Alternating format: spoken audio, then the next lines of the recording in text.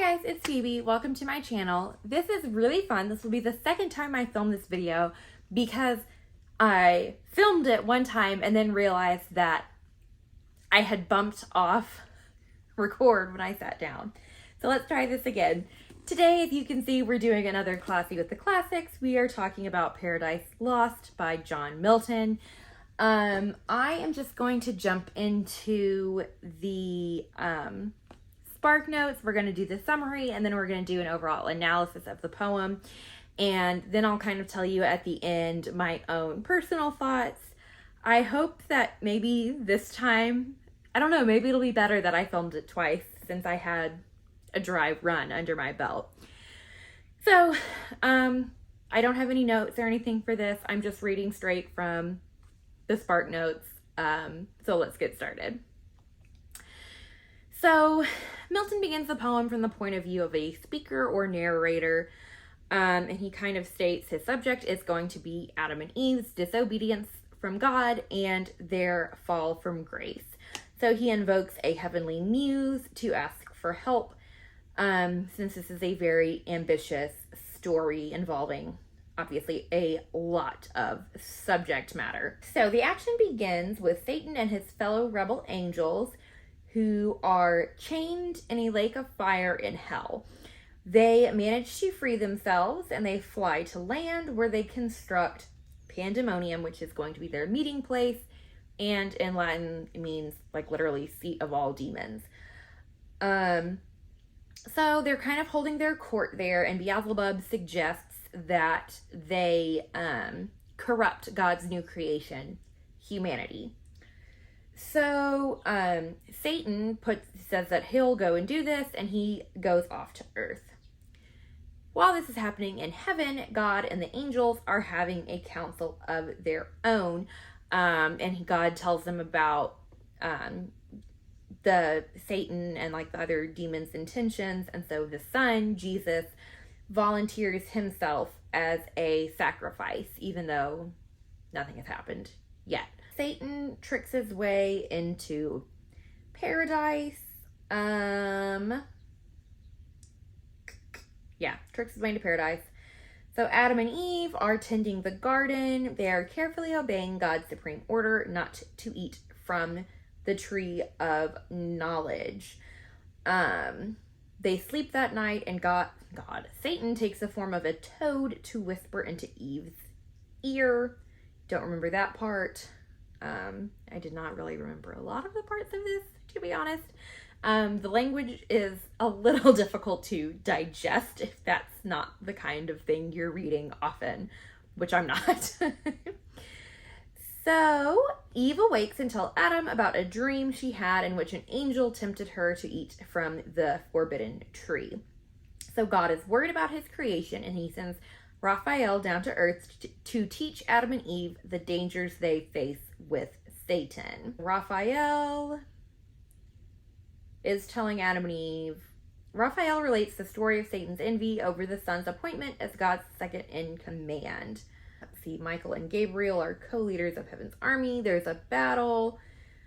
Okay, and that's when Satan and the rebel angels go to hell after the son, Jesus, joins that fight. And so Raphael is warning them not to be tempted. So, while they're talking, Adam has a lot of questions for Raphael. Raphael warns Adam about his seemingly unquenchable search for knowledge, and tells him basically there is some knowledge that is not meant for humans to comprehend. And Eve has gone to bed at this point, so she's not here for this conversation. Adam does tell Raphael that he is feeling a very intense physical attraction for Eve. Raphael tells him that he needs to love Eve purely and spiritually, and then he goes back to heaven. So at this point, Satan returns to paradise again. He takes the form of a serpent. He tells Eve that God actually wants her and Adam to eat from the tree, and this is him telling them not to was more of a test of their courage to see if they will actually. So Eve eats from the tree, and then she tells Adam about it, and Adam ends up eating from the tree as well. because he would rather be fallen with Eve than be perfect without her. God obviously immediately knows about their disobedience, and he tells the angels, and he sends the Son to give out the punishment, which is to condemn the serpent to never walk upright again. He tells Adam and Eve that they must now suffer pain and death. For example, women suffer the pain of childbirth now, and they have to submit to their husbands, and men have to grow and hunt their own food. Satan goes back to Pandemonium. All of the demons are really happy to see him.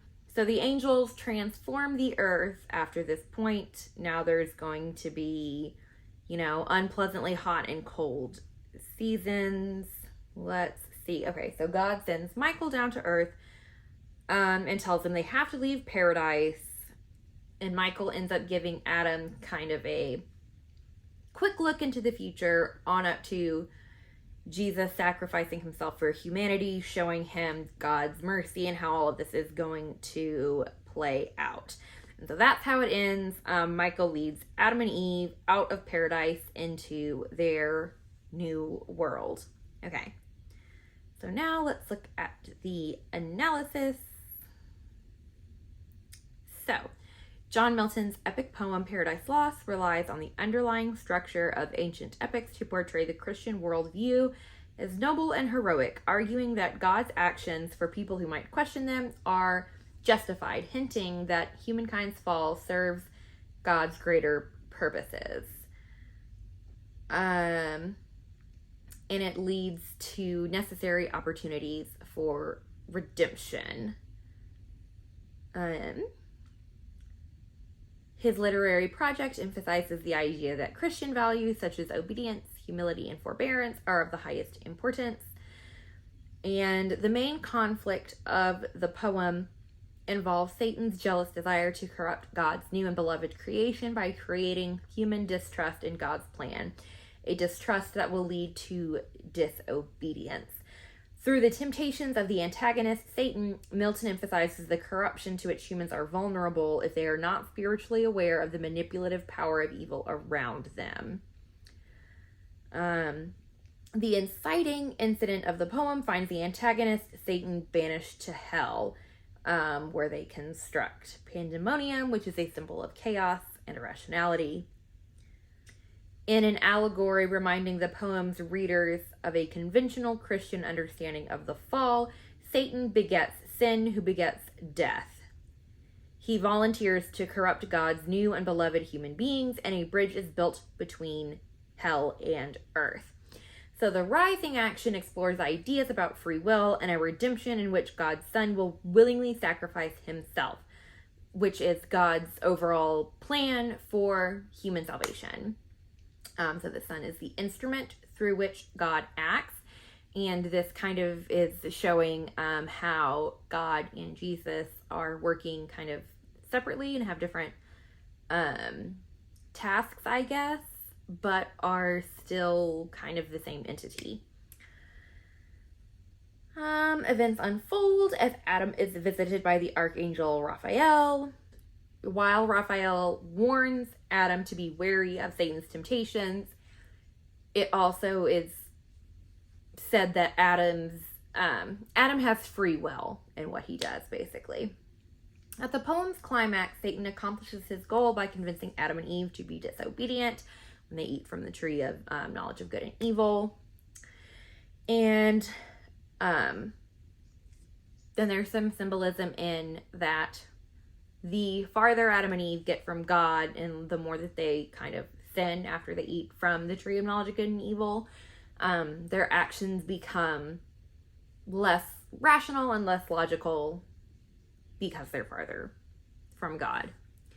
So in the falling action, Adam and Eve awaken to their banishment from paradise. They're now in a world with shame and evil. Michael grants Adam visions into the future. Michael in the poem's resolution recounts the idea that a Messiah will eventually arrive to reunite heaven and earth, noting that there will be much suffering before this reconciliation. Milton does suggest that Adam and Eve's fall is the felix culpa, or happy fault, for God's mercy is shown. Individuals may hope to redeem themselves through devotion and obedience to God, forming an aspect of his ultimate plan. So this comforts Adam and Eve as they exit into the new world, because they have been led to understand that obedience to God and love for his love for his creation will lead humanity toward salvation, toward regaining a paradise that has been lost. So, jumping into my personal views on this, kind of obviously, I think I wasn't going to really enjoy this as someone who grew up very Christian and then kind of got away from that. Like, it didn't, like, there doesn't have to be suffering because they did this thing. Like, the only reason the son has to sacrifice himself is because God is basically demanding it, I guess. Comment your thoughts if you've read this book. If my train of thought is crazy, just let me be crazy. That's just I didn't really do a good job of explaining it, I don't think. But that's kind of my frustration with it. Whatever. That being said, thank you so much for watching. I will see you guys in my next video. Bye!